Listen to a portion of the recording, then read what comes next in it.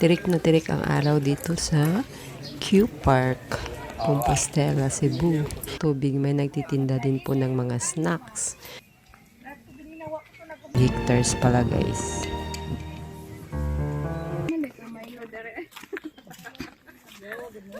Bago yun, pasukin muna natin tong isang chapel dito guys.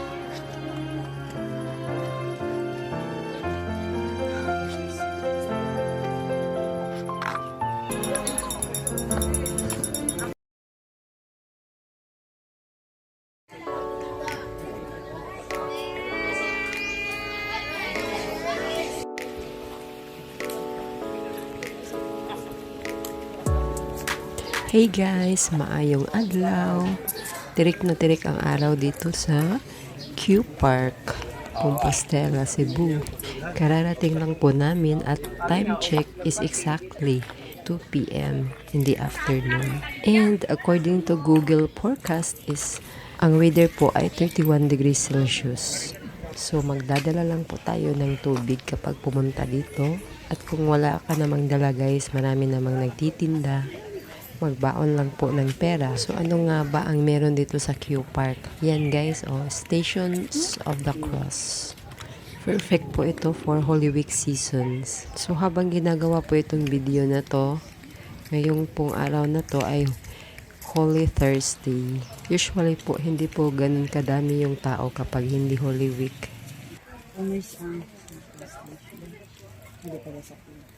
O merciful Jesus, with the contrite.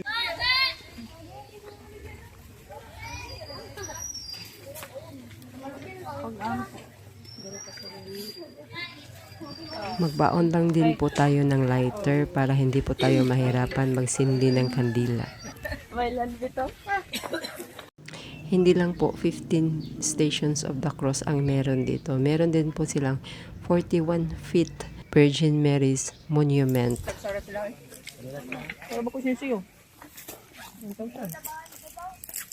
So sa mga gusto pong magpahangin at gustong humigop ng fresh air, dito lang po kayo pumunta. Napaka-fresh ng hangin dito guys. Ibang iba sa city.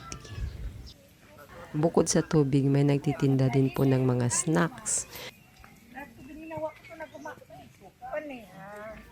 Sa may plano po palang pumunta dito, kung wala po kayong sasakyan, sa North Bus na lang po kayo sasakay ng bus at sabihan nyo po yung conductor na sa Eskina Barangay Buluwang po kayo, Compostela, Cebu. At sa pagbaba nyo po may mga habal-habal po, 50 pesos lang makakarating ka na po dito sa Q Park at no entrance fee po dito, libre lang po. Time from Cebu City is around 1 hour and 30 minutes. Depende po yun sa sitwasyon ng traffic. So, ito na po ang kanilang 12 station. May cross na po na 3. Guys, asahan nyo po guys, napaka-scenic ng landscape dito. Worth it yung pag-akyat. Basig na siya light. Wala. Dito tikas po, di balik ko tikas sesyon. Kaya kung ipantapong mo pa mo pati, hangin dito. May guard pala dyan guys. Siya yung hininga namin ng lighter kasi yung mga candle, namamatay talaga sila sa hangin.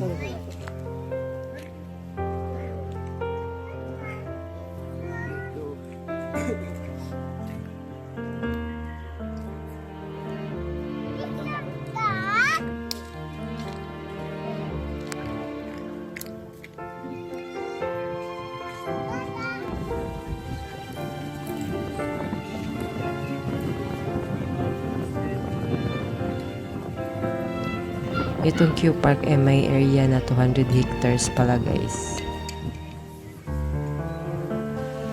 Sarap ng hangin.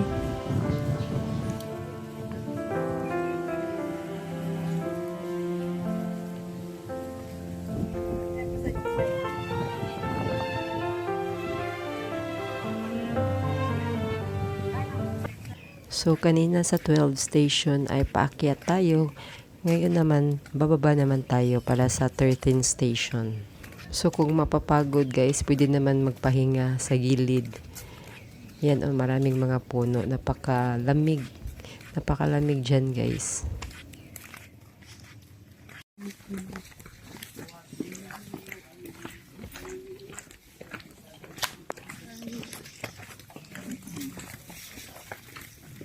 So, ito na yung 15th station nila guys. At natapos din tayo, nakasurvive tayo sa init ng araw. At pagkatapos dito, puntahan naman natin yung 41 feet na monument ni Virgin Mary. Ato sa mga Mary.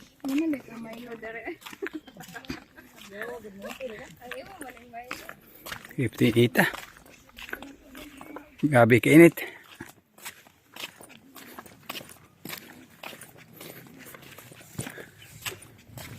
Arang ni hangin. May.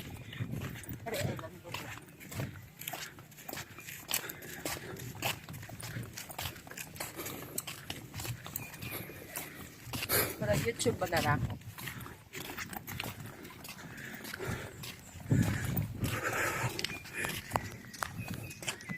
Balik na to dito sti ubos para matutas birhen. Pero niya natatato dito birhen ay. Ika landong-landong. Ako may simbahan dito. Lagi. Kitong sa ubos lagi. Dito magandong dito. Ay babaw mo ay landong. Dagat ah. Tingnan nyo yung view guys. Kitang-kita yung dagat. Yung naka-blow dagat yun guys. Sana lang po visible siya sa camera. So ito naman yung puntahan natin next guys. Na monument ni Virgin Mary. About pala sa safety guys. Walang problema kasi may mga pulis po dito. Maraming pulis po na nakabantay. Kaya safe na safe po ang lugar na to.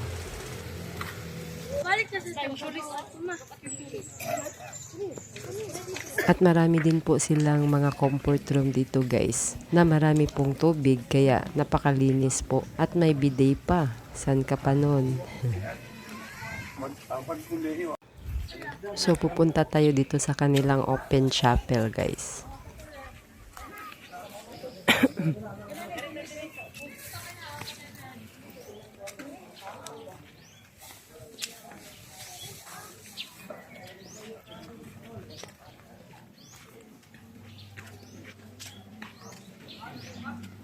Recognition. With special appreciation recognition.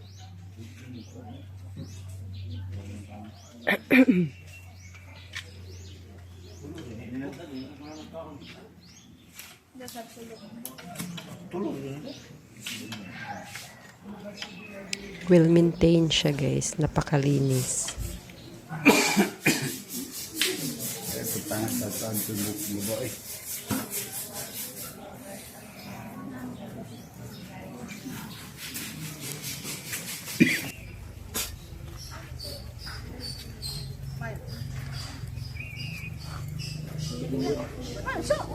Replica of the house of Bliss Virgin Mary.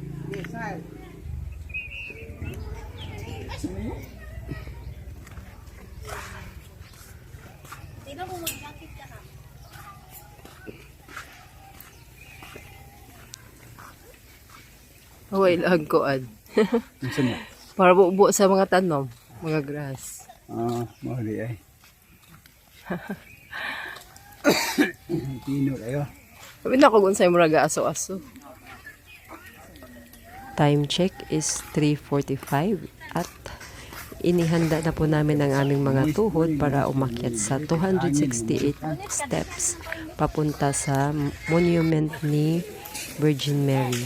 Pero bago yun, pasukin muna natin tong isang chapel dito guys.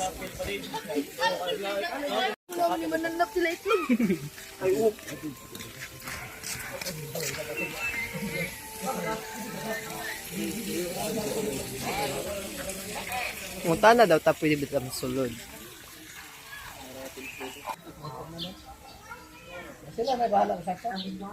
So pasukin muna natin tong isang chapel dito guys.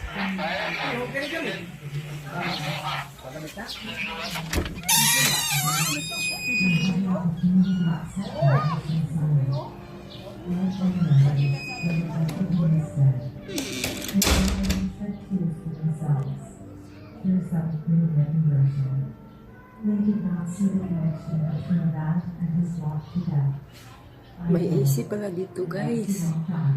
Kaya pala close. So made of stones yung kaniyang chapel. Yan ang kanyang singing.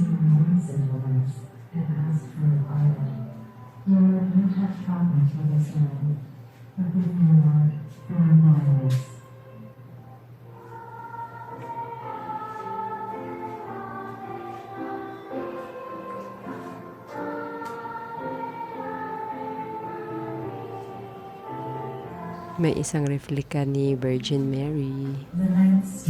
So strictly prohibited na dito guys na side. We adore you, O Christ, and we praise you, because by your holy cross you have redeemed the world. This fall of Jesus was given to me. Not only had he fallen on the rocky ground again, but now he was almost at the top of the hill of crucifixion. The soldiers screamed at him and abused him, almost dragging him the last few steps.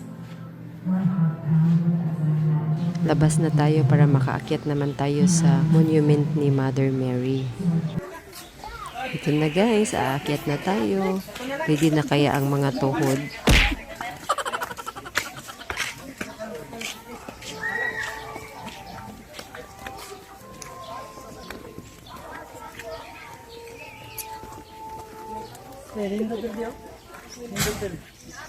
Comfort room din pala yan guys. Yung color yellow na building. Yellow ba yan? Beach yata.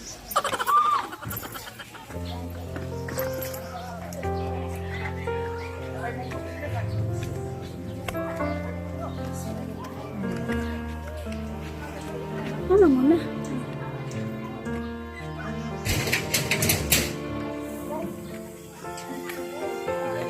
Kapag ako ay nagawa nila.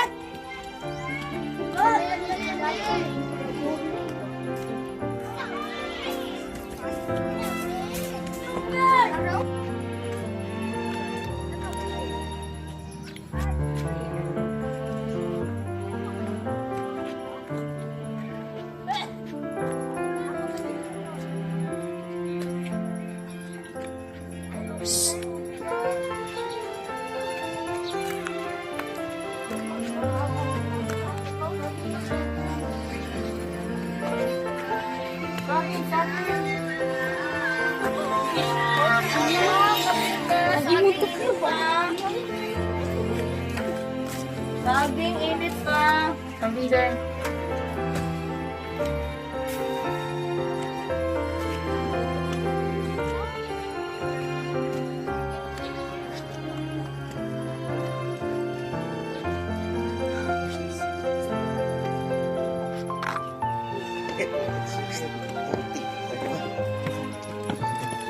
Makalimot ka po tunga-tunga ron.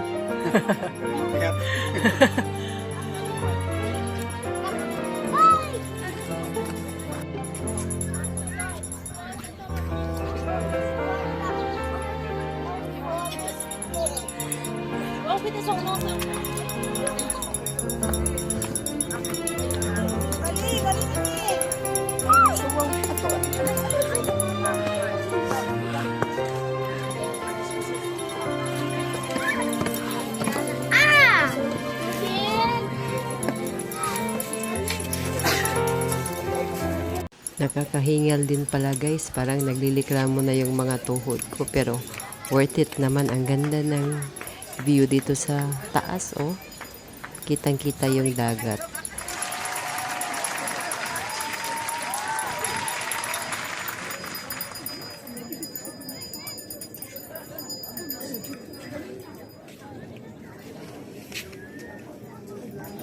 Madami din palang nagtitinda dito sa taas guys. Kung naririnig niyo po yung ice cream na tunog.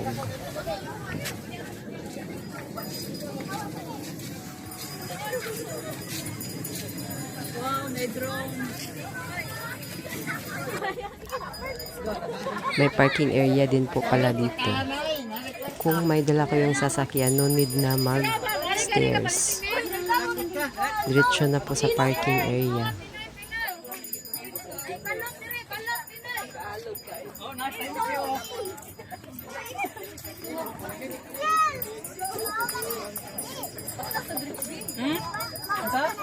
Oh, nag-chill ang bisti, oy. Naglamon niya, oy.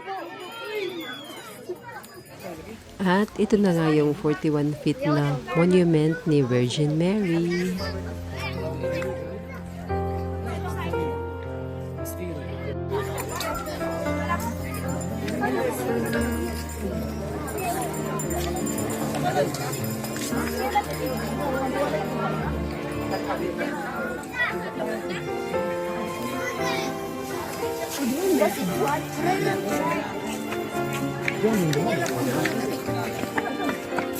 Wala ni Didi kayo mabuntod na.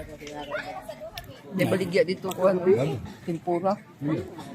Ilo. Oh, noodles.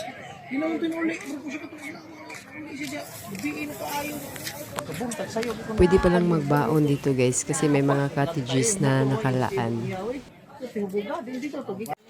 Selfie muna bago baba. Muhirit pa jug selfie ba?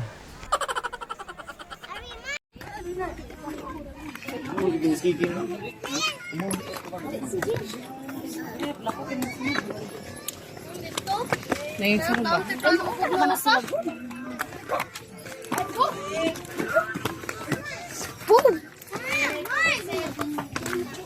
Tubig, ma'am. Tubig. Tubig, ma'am. Tubig, ma'am.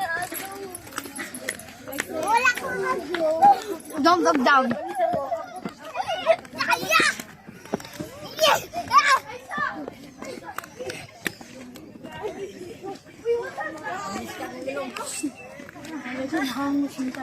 Pregaba. Sige lang. Kung sa mo kaligod. O pila na atong edad. So marami din po palang umaakyat kahit 5 PM na. Dahil open sila until 7 PM. Yung iba sa gabi na umuwi.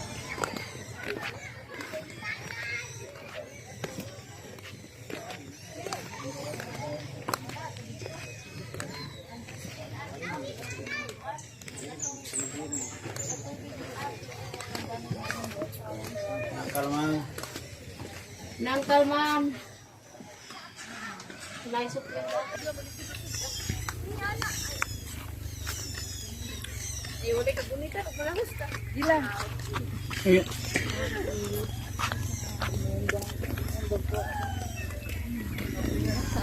Papunta na tayo sa parking lot at marami din palang nagtitinda dito guys. Iba't ibang klaseng food.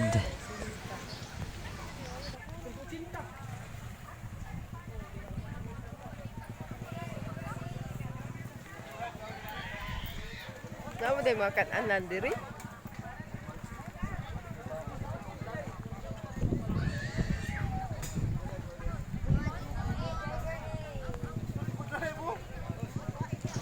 Salamat po sa panonood and don't forget to subscribe and click the bell button para naman ma-update kayo sa mga bago kong uploads. I hope na enjoy po kayo sa ating pamamasyal today. See you on the next one. Bye!